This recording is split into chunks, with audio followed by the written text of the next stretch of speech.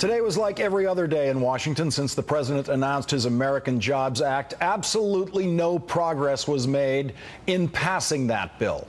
Congress took no steps to address the 9.1% unemployment rate nationwide, the 16.7% unemployment rate among African Americans, and the 18.1% unemployment rate among workers age 18 to 24 who are trying to get their start in the American workforce, trying to become payers into the Social Security trust funds, which so desperately need the weekly FICA taxes from young workers in order to continue the intergenerational compact to provide retirement security to older Americans. America is in the merciless grip of an economic crisis, but Washington is not in crisis mode. Washington continues to play its business as usual games. Those games delight many of the top 1% of income earners whose burden sharing in funding our government and our societal investments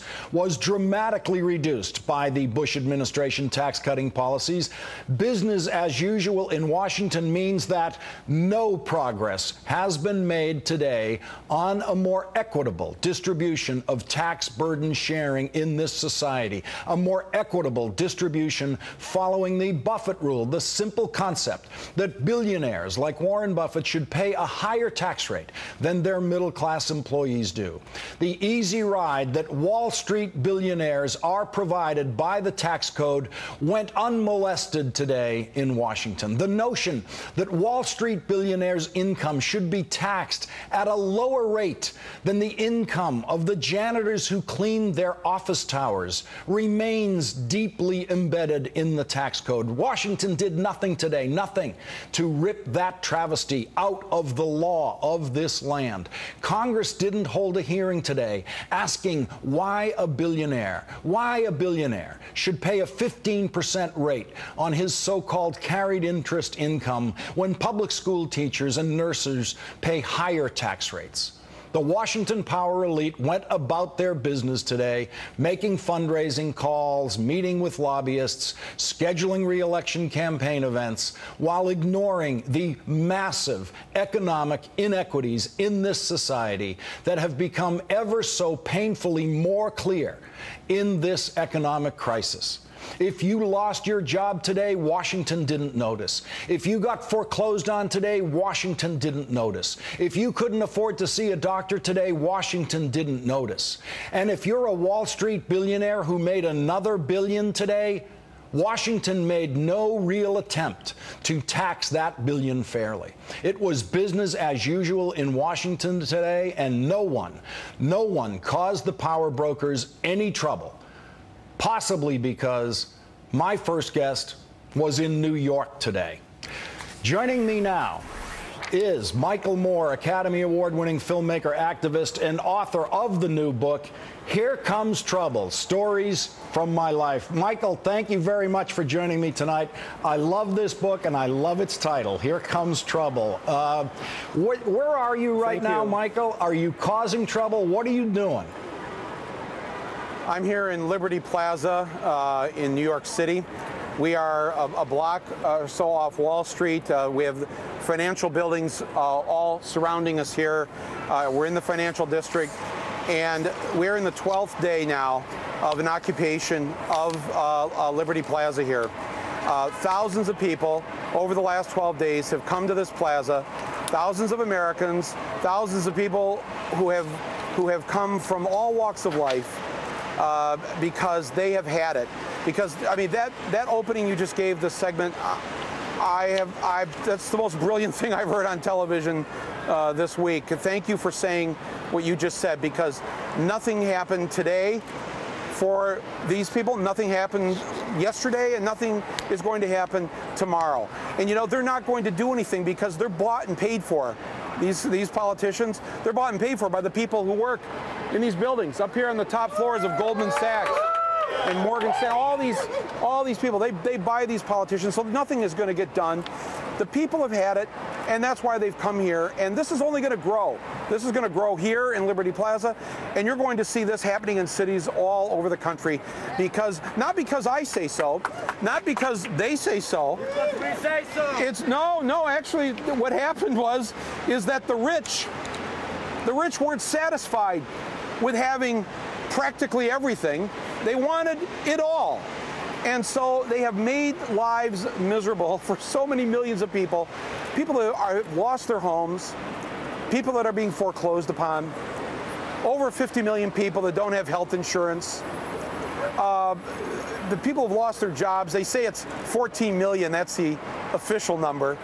It's well over 20 million. And if you count all the people who are underemployed, in other words, they're working, but they're making a poverty wage, you're talking upwards to 30 million Americans. We've got 46 million living in poverty. People have had it.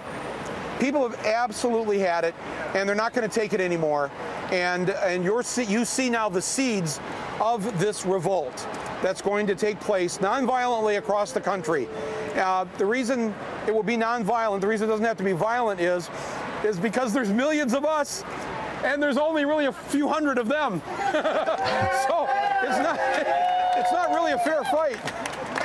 Well, Michael, it's going to be nonviolent as long as the police around those protesters stay nonviolent. I'm going to talk later in the program, as I did earlier this week, about some of the police brutality that they've had to suffer in trying to express themselves on this issue. Michael, is it your sense that what you have there and what you have going on in the country is basically a cry from the heart? It's not so much specifically about we want to change this clause in this bill or we want to do that, but you just need to bring attention to these massive inequities and in fact the stall that no one is doing anything. There isn't necessarily the right big piece of legislation to get behind right now, is there? No, we're not down here to support Senate Bill 2567. We're beyond that. They had their chance a long time ago to try and fix this. They didn't fix it because they're in the pocket of these people down here on Wall Street. So this is not about supporting some piece of legislation or let's get behind some politician. This is going to be, and historically in America, this has happened a number of times. It happened after World War I, where the veterans were not paid their benefits.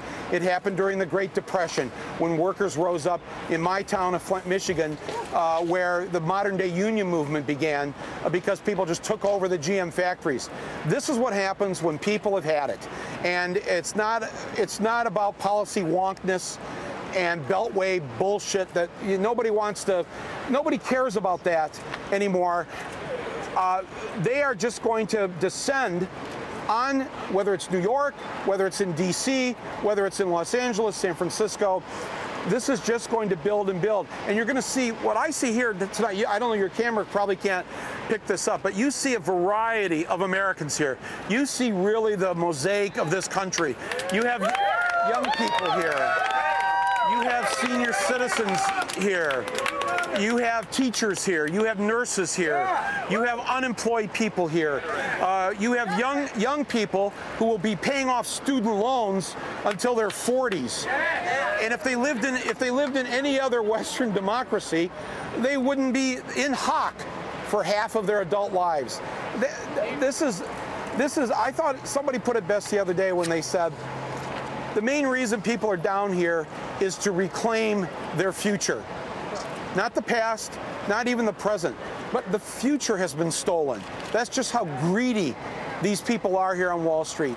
And so I'm honored to be part of this, and I'm glad that you have put focus on this. I'm glad that you put focus on the brutality that these demonstrators and protesters had to go through on Saturday. Lawrence, can I just say this? After what the individuals in these high-rises did back in 2008, where they crashed this country right into the ground, and they just ruined it. Millions more without work. Millions lost their pensions. Just just total calamity and chaos for the last 3 years in this country. To this day, not a single one of them arrested. Not one of them. Not one of them. But on Saturday, 100 of these citizens who were being nonviolent, they were arrested. How can I live in a country that arrests 100 nonviolent people and doesn't arrest a single one of these bankers or the people that caused this collapse? Just boggles the mind. Well, you live in a country where that kind of conduct has to be protested and is being protested. We are grateful to be able to report. Michael, I want you to know, in our control room here, we have a very simple policy. When an Academy Award-winning director asks to widen the shot, we widen the shot. And I'm very glad you did that, because we did get to take in all those people around you down there, and it is an inspirational-looking group down there. I'm going to do one Twitter question for you, Michael, before the break. Then we're going to come back after the break. This one is from Eileen Sarrett Kwasai. She's one of my favorite tweeters. She tweets a lot on my feed. She says, Lawrence, I wonder if M. Moore could articulate some specific, tangible goals for this protest, as I've yet to hear any and really would like to. Right. A lot of people have been asking this question. What are the goals? What are the demands? What you have to understand about this protest is this is unlike any other protest that you've seen in your lifetime, because there's no dues-paying organization that we all belong to. You know, there's no membership form. There's no one person that comes in here and says, now this is our agenda and this is the way it's going to be. There are a variety of demands and concerns within this group. I can say what some of mine are, but don't mistake that for what the breadth of this group here, because I saw Ron Paul people here. I mean, there's all kinds of there's all kinds of Americans here. There's all kinds of Americans here, and nobody here is calling themselves a Democrat or a Republican or a liberal or a conservative. We're beyond that. That's right. This is the people, and everyone here represents thousands of Americans who can't be here tonight, who feel the same exact way. So, I mean, I've said what I've said for a long time. Tax the rich, jail the bankers, end corporate welfare, end these wars which are costing us $2 billion a week. You know, it goes on and on. And if we pass the microphone around, you'd hear 15 other things that need to get done. And you know what? They're going to get done, because this is our country. We're the majority. We're the majority. Never forget that the people who work for a living in this country, we are the people. Not the people up here who are taking people's pensions and their bank accounts and ruining it and destroying their lives. They are not running this country anymore. They think they are, but that's going to come to an end right now. Okay, Michael, stand by. We're going to take a break right here. We're going to be back with more with Michael Moore right after this break.